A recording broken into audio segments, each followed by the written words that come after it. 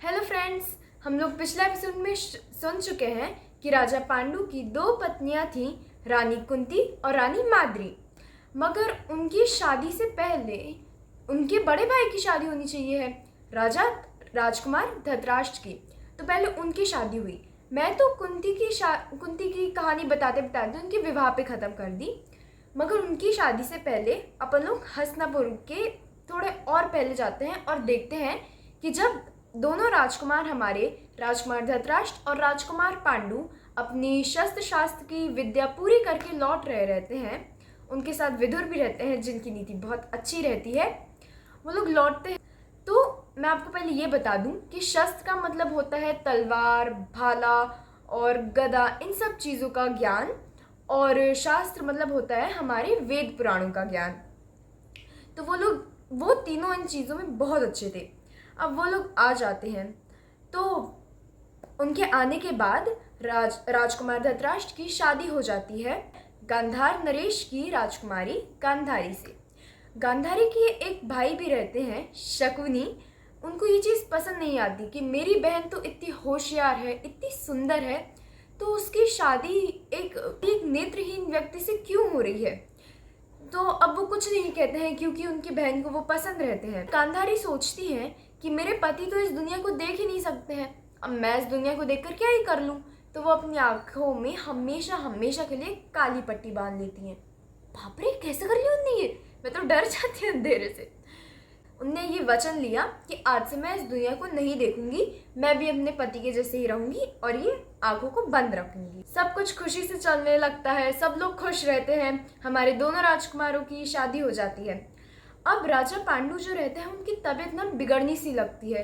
वो ज़्यादा खुश नहीं रहते हैं, उदास उदास से रहते हैं उनकी। तो उनके जो राजवैद्य थे उनने कहा कि महाराज, आप दिन भर इस राजपाट में लगे रहते हैं, अपने युद्धों की तैयारियां करते रहते हैं, एक काम करिए, आप वन विहार के लिए जाइए, नदी पहाड़ के बीच में रहिए, पेड़ पौधों के बीच में रहिए, आप प्रकृति के साथ रहिए, आपकी तबीयत झट से ठीक हो जाएगी। वो दोनों पत्नियों के साथ वन विहार पे निकल जाते हैं।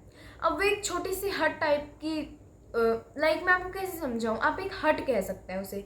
तो उसमें रहने लगे, झोपड़ी, यस झोपड़ी। तो वो उसमें रहने लगे और सब हंसी खुशी से रहते हैं, सब लोग खुश थे, उनकी तबीयत भी ठीक होने लगी थी। तो एक दिन वो शिकार के लिए निकलते हैं। उनको एक घास झाड़ियों के पीछे उनको दिखता है एक हिरण सा है, कुछ उनको लगता है हिरण ही है। वो अपना तीर कमान ऐसा रखते हैं और मारते हैं उसे, तो तीर लग जाता है। वो जैसे ही देखते हैं तो उनको दिखता है कि वो तो एक ऋषि थे। वो डर जाते हैं, उनके पास जाते हैं, उनसे माफ़ी मांगते हैं। वो कहते हैं, उनको बात समझाते हैं कि मुझे लगा कि एक हिरण है। वो उनकी मदद करते हैं उठने में और थोड़ा उनके घाव में। तो ऋषि इतने गुस्से में रहते हैं कि वो उनको एक श्राप दे देते हैं कि जैसे भी तुम्हारे कारण मैं मरने वाला हूँ, तुम ज़्यादा समय के लिए जीवित नहीं रहोगे, तुम भी मर जाओगे अभी कुछ समय में, और तुम कभी पिता नहीं बन पाओगे। वो बहुत उदास हो जाते हैं, वो डर जाते हैं। वो घर आते हैं और अपनी पत्नियों को ये बात बताते हैं और बहुत उदास उदास से रहने लगते हैं। तो रानी कुंती को एक चीज़ याद आती है। आप लोग बताइए क्या होगी? जी हाँ, उनके पास उनको एक मंत्र मिला था दुर्वासा ऋषि से कि वो जब भी उसे पढ़ेंगी तो उन्हें पुत्र हो जाएगा। याद है ना आप लोगों को?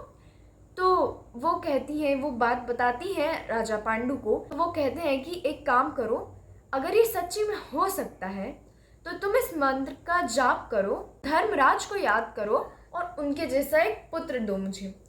तो वो कहती है, रानी कुंती कहती है कि अगले दिन मैं अच्छे नहा धो के तैयार होती हूँ, पूजा पाठ के बाद ध्यान कर लेती हूँ। फिर वो ध्यान करती है, उनके सामने धर्मराज प्रकट हो जाते हैं और कहते हैं कि तुमने मेरा ध्यान किया है, इसलिए मैं तुम्हें अपने गुणों वाला एक पुत्र दे रहा हूँ। वो उनको ये वरदान देते हैं और चले जाते हैं। कुछ समय बाद वो प्रेग्नेंट हो जाती हैं और उनको एक पुत्र होता है जो बिल्कुल धर्मराज जैसे होते हैं।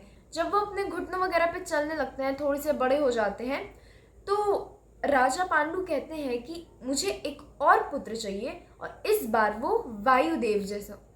तो रानी कहती हैं कि ठीक है। अगले दिन सेम चीज़ें करती हैं वो, और उनको एक पुत्र का वरदान हो जाता है। कुछ समय बाद उनको वायुदेव जैसा एक पुत्र हो जाता है। अब फिर कहते हैं राजा कि एक और बार ये करो कुंती, और इस बार मुझे राजा इंद्र समान एक पुत्र दो जो बहुत सुंदर, शक्तिशाली और विद्वान हो। उनको एक और पुत्र हो जाता है राजा इंद्र के समान। तो उनके पास हो जाते हैं ऐसे 3 पुत्र। पहले का नाम होता है युधिष्ठिर, दूसरे का नाम होता है भीम, और तीसरे का नाम होता है अर्जुन। तो ये हो जाते हैं 5 पांडु में से 3 पुत्र। अब उसके बाद जो दूसरी रानी रहती है, रानी माद्री, वो कहती हैं यार बड़ी दीदी के तो 3-3 पुत्र हो गए, मेरे तो एक भी नहीं है। तो वो राजा से इस चीज़ के बारे में बात करती है और कहती हैं कि मुझे भी पुत्र चाहिए हैं, ये तो गलत होता है, मुझे भी चाहिए, मुझे भी चाहिए, मुझे भी चाहिए। राजा कहते हैं कि रानी कुंती तुम उसको ये मंत्र बता दो, वो भी इस्तेमाल कर लेंगी। तो वो सोचती है और कहती है कि चलो ठीक है, छोटी बहन जैसी हैं, उनको हम ये मंत्र बता देते हैं। तो वो उन्हें मंत्र देती है, करूँ तो वो जाती है पूछने राजा के पास। तो वो कहते हैं कि अश्विनी कुमारों का ध्यान करो। तो वो अश्विनी कुमार का ध्यान करती हैं, तो वो दोनों उनके सामने प्रकट होते हैं। क्योंकि वो 2 लोग रहते हैं इसलिए उनको ट्विंस का वरदान होता है। तो उनको ये होता है, कुछ समय बाद उनको हो जाते हैं 2 ट्विंस। बताइए जिनका नाम? उनका नाम रहता है नकुल और सहदेव। तो ये हो गए हमारे 5 पांडव। तो अब राजा की तबीयत और बिगड़ने लगती है। उनकी इतनी बिगड़ जाती है कि कुछ समय बाद उनका पूरा शरीर एक बीमारी के कारण पीला सा हो जाता है। तो ना चाहते हुए भी मगर उनकी मृत्यु हो जाती है। तो ये बात जाती है महल तक और फिर सब लोग चिंता में आ जाते हैं। और फिर रानी माद्री उनको इतना दुख हो जाता है, वो इतनी उदास हो जाती हैं कि वो तय करती हैं कि वो भी राजा के साथ सती हो जाती हैं। तो रानी कुंती अपने 5 पुत्रों को लेती हैं और वापस हस्तिनापुर आ जाती हैं। अब आगे की कथा मैं आपको अगले एपिसोड में बताऊंगी। तो देखते हैं आपको आगे का एपिसोड कैसा लगेगा। और कमेंट करिए। बाय।